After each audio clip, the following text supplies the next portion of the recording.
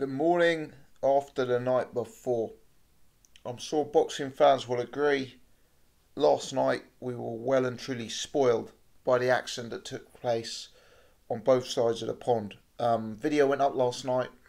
Bit of a post-fight reaction to Selby Warrington.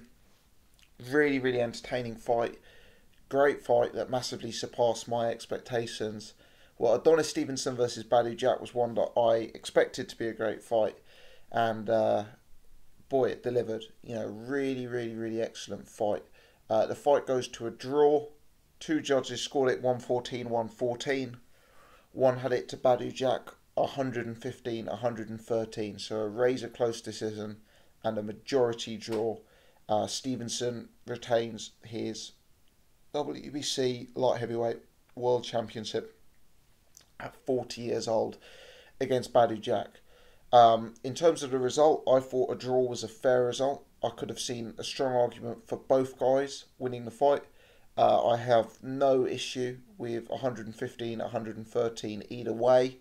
I think there were passages of the fight where Badou Jack looked particularly dominant, especially that sort of round 7, 8, 9 stretch. I thought that was Badou Jack at his best.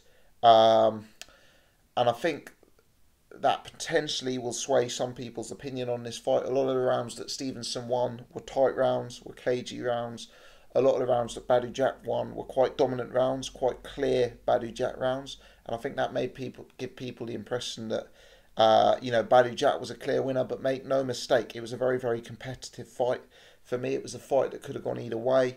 I was watching the Sky broadcast with commentary provided by Adam Smith, Darren Barker and Matthew Macklin, and I for one had to take a little bit of issue with their commentary for the early part of this fight. I really did.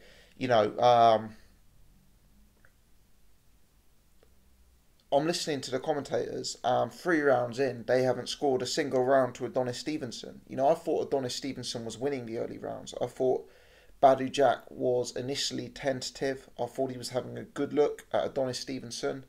I thought Adonis Stevenson was causing some problems with his awkwardness, being a smaller guy, being a guy who fights from distance, being a southpaw.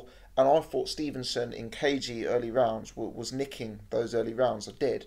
By the time the 5th round came along, I thought Stevenson was well up ahead. He was taking the fight to the inside.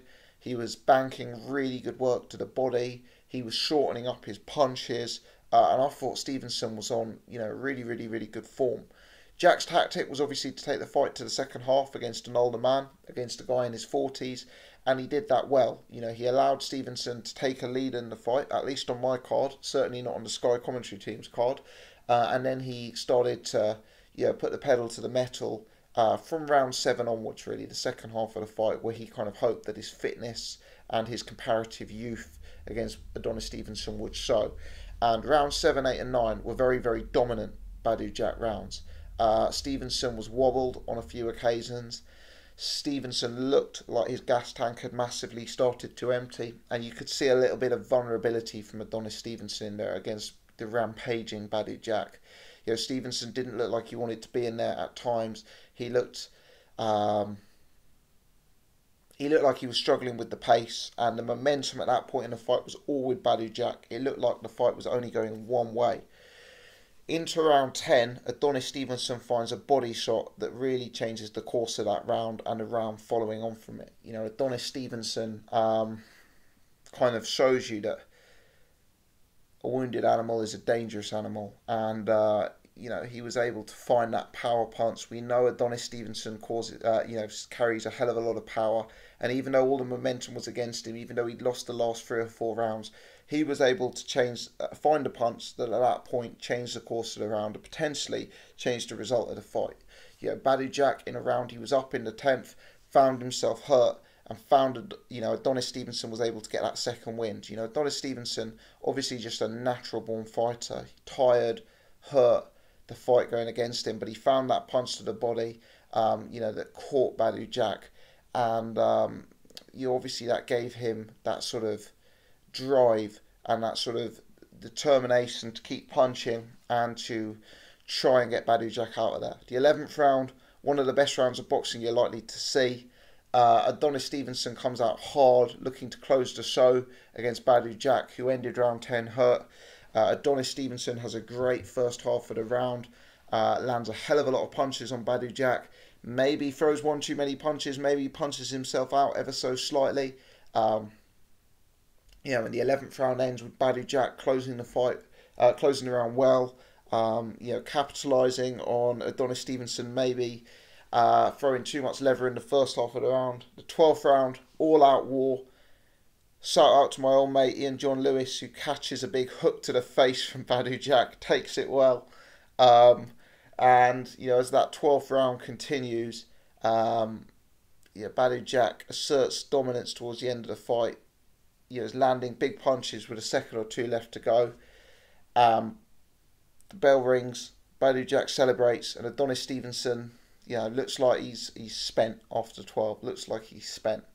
Anyway, the judge's decision comes in, and it's a draw. And I sense it'll be a controversial draw. I've already seen commentary online saying that Adonis Stevenson won the fight. I've already seen commentary online passionately saying Badou Jack won the fight. My take is that Adonis Stevenson was actually a very long way up at halfway. I disregard what the Sky commentary team said. I have it 5-1 up to Adonis Stevenson halfway. Maybe 4-2. But certainly no closer than that. I have Adonis Stevenson 2 rounds up minimum halfway. You give 7-9 to Badou Jack. 10's a swing round. For me, 10 and 11 are both swing rounds. But I'd probably go 10 Jack, 11 Stevenson. And then 12 to Jack. So for me, I think I'll give Adonis 5 of the first 6 and round 11. But I could see a strong argument to give him round 10 as well. But then you could say if you only had it 4-2 in the first 6 and you give Badou Jack 7, 8, 9, 10 and 12, then Badou Jack deserves to win. So either way, some of those rounds were very close. Some of the early rounds that I believe Stevenson won were cagey and slightly uninspiring rounds. And I can see why the visual impression you'd be left with just watching this fight is that Badou Jack was the winner. He appeared to finish the stronger. He appeared to have the more momentum in the second half of the fight. And he appeared to win the rounds in more devastating fashion. All in all, just a great, great, great fight. Badou Jack is an underrated fighter. He's been involved in some great fights. He's put in consistently top level performances. And he stepped up through the weight classes. You look at his form with Gale, Groves, now Adonis Stevenson, Boutte. There aren't too many fighters, around 168, 175 with stronger resumes than Badou Jack. He's such an improved fighter as well, That knockout loss to Derek Edwards will always be associated with Badou Jack, but boy, he took some hellacious punches last night and, kept coming and really showed great powers of recovery. I mean, make no mistake, Badou Jack was hurt in this fight on several occasions, but his fitness allowed him to, to see out difficult periods in the fight and, allowed him to, to stay on and to do damage when needed. So immense amount of credit really goes to Badou Jack in this fight. As for Adonis Stevenson, fair play to him. At 40 years old to come through a war like that, you deserve a hell of a lot of credit. He showed a warrior's heart. He showed a champion spirit in there. Looked like the tide was completely turned against him in round 9. Almost impossible to see him finding a way back into the fight. A fight that I still had him up in, by the way, but a fight that was clearly slipping away. He was able to find that punch in round 10. He was able to bring out that dog in him, if you like. Find that punch and then look to close. Look to find his second win going into round 11. Fair play to Adonis Stevenson. It's such a shame that the last 4 or 5 years of his career have been blighted by inactivity and poor level opposition. He's a guy who could have really built, a great, great, great resume if he'd taken the big fights when he was in his mid to late 30s. Sadly, that didn't happen, but he showed tonight that he's still very capable of it. I'd like to see a rematch. Yeah, for me, as I say, I score it a draw. I'd like to see a rematch in this fight. Um, my take is that Father Time is the only undefeated fighter in boxing, as they say. And my take, if you like, is that you know, in a rematch, you'd probably have to favour Badou Jack. Adonis Stevenson is now into his 40s. Every day, he'll be getting, well, as we all are, every day he's getting older and older and older. And, my take is that Badou Jack, based on age, would have an advantage going into a second fight. Adonis, age 40, that's the kind of grueling war that could take something out of you. It really can. And, I think in a rematch, Badou Jack would be on him earlier, harder and faster from the early rounds. And I think, whilst I scored that a very, very tight fight, I'd be picking Badou Jack at this early stage if there were to be a potential rematch. And let's hope there is, because, that was a great fight. That's a fight of the year contender. And, I'm sure we'd all love to see it again. Just some brief thoughts on the card last night in Leeds. Look, post-fight video went up, Josh Warrington, Lee Selby last night. I'm not going to speak too much more on that because, I think I covered it to a large extent in the post-fight video. Just really got to say, great credit to Josh Warrington. Again, another great fight. Warrington answers so many questions. Warrington puts in a career-high performance. Real impressive performance from Warrington. Selby, he'll look back on that and be slightly disappointed. There was a lot of straight lines from Selby. He became easy to hit at times. But he may also look back on it and think he was hindered by the cuts. He may look back on it and think that Warrington, got an advantage in the fight because, he appeared to cut Selby with a unintentional headbutt at various points throughout the fight. We'll see. But another one that, let's just hope we can see a rematch in that one. Another one that was a highly entertaining fight. Just a few thoughts on the undercard. I was bemused and disappointed not to see Ohara Davies on the undercard last night. I really was. Ohara Davies for me is one of the most interesting, intriguing prospects in British boxing at present. And as someone who's a new signing to BT Sports, as someone who, hasn't really been in a big fight for a while, but has been in the newspapers, I really wanted to see his fight broadcast. And I was very disappointed not to see him broadcast. When I looked at the card last night, apart from the main event, I thought this is an uncompetitive card. And I thought, at the very least, we'll get to see some really interesting prospects like Ohara Davies and Jack Catterall. I know they're not in competitive matchups, but it's always good to see these guys. So I was very surprised that Ohara Davies wasn't on the bill. Ohara Davies, he wasn't on the televised portion of the bill. Ohara Davies is a character. He's a character outside of the ring. The way he fights is entertaining. He's a good guy to watch fight, and I thought it was a missed opportunity not to have him on the bill. And when some of the fights went early, a few first round stoppages, I thought they may replay Ohara, but they didn't. They instead put on Willie Hutchinson in a 4-rounder. Very, very strange. And if I were Ohara Davies, I'd be really, really disappointed about that. I've got to say, when was the last time Ohara Davies, wasn't televised? It's not good, not good for me. A strange decision. It's kind of lucky that the card had such a good main event, and the main event was clearly a fight of the night. But some of the other fights slightly disappointing. As I say, I was disappointed not to see Ohara Davies on. Jack Catterall, the fight ended by first round stoppage. It did look like the opponent dislocated his shoulder. Just one of those things, I guess. Nothing you can really say or do. You can't criticise any party for that. If a fighter dislocates their shoulder, they dislocate their shoulder. The Nicola Adams fight was a little bit farcical, really. It appeared that the round went on something like a minute too long. That's not a good look. I feel sorry for Nicola Adams because it's not her fault. I feel sorry for the opponent for taking a beating for a minute in a round that should have been a break. But that's a really, I don't know if it's the timekeeper's fault or whose fault it is, but that's really dropping the ball to let a round go on a minute longer than anticipated. And people may say Nicola Adams would have won anyway. People may say, it was only a 3-minute round, but that's not the point. Both fighters went in there, and if they were expecting 2 minutes rounds, then that's what they should have fought for. And you know, bit farcical, and wouldn't be surprised if that gets turned into a no contest. Look, Nicola Adams was going to win the fight. Let's make no mistakes. He was looking much better than their opponent. But you know, not a good look to have that happen. What else? What else came on? Willie Hutchinson made his debut with Frank Warren. I suppose he's parted ways with David Haye. You know, I was at a Willie Hutchinson fight recently at Your Call, and I was not too far from David Haye, who was ringside for the fight. And you know, the way Willie Hutchinson was taking punches and getting caught square in that fight against the journeyman at Your Call, you know, David Haye's head was in his hands throughout portions of that fight. I was watching David Haye, and every time Willie took a punch, David Haye was like, you know, really wincing the way he was getting caught.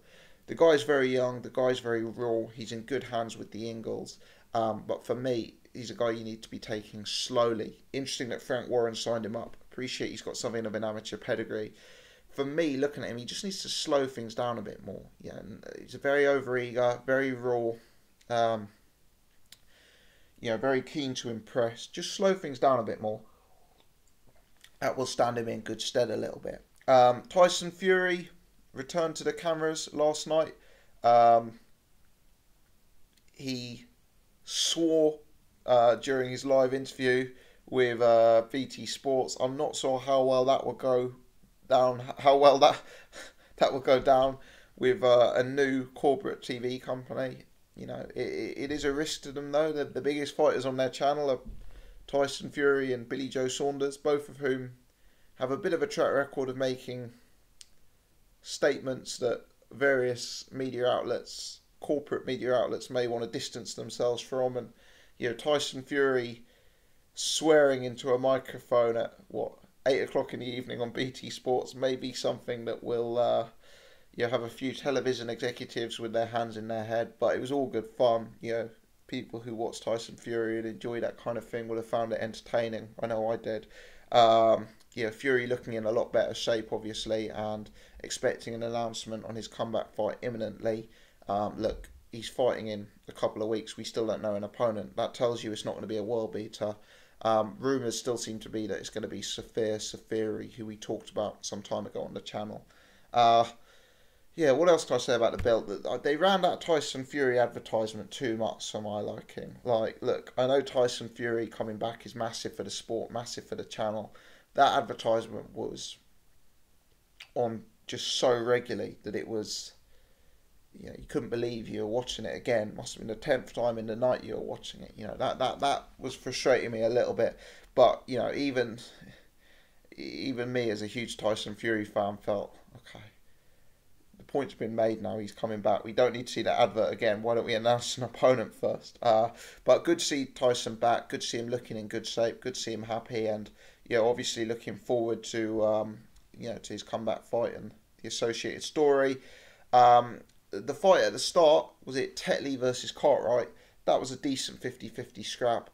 I had Cartwright ahead at the time of the stoppage, but Tetley did seem to be, you know, turning the tide. Horrific cut seemed to be sustained to the lip, almost like his lip was torn off at one point. And yeah, the referee, the doctor, did the sensible thing to stop it there. You know, another one you wouldn't mind going to a rematch. That was a very, very entertaining fight. So, yeah, all in all, that fight was a good fight. The main event was a great fight. Yeah, disappointed in Ohara Davies. Disappointed on Jack Catterall, although that wasn't anyone's fault. Disappointed on the Nicola Adams fight. Yeah, that's not great for boxing. But, you know, when we look back at this night, we'll remember the two main events. We'll remember Josh Warrington versus Lee Selby. We'll certainly remember Adonis Stevenson versus Badou Jack. And, yeah, those fights, absolute great fights for boxing fans. I hope you guys enjoyed them both as much as I did. Yeah, real entertaining action. And, yeah. Anyway, I'm out. 19 minutes. Bit of a ramble, but there you go. A few next day thoughts on all the boxing. Thanks for tuning in. Have a good weekend, guys. Enjoy your Sundays.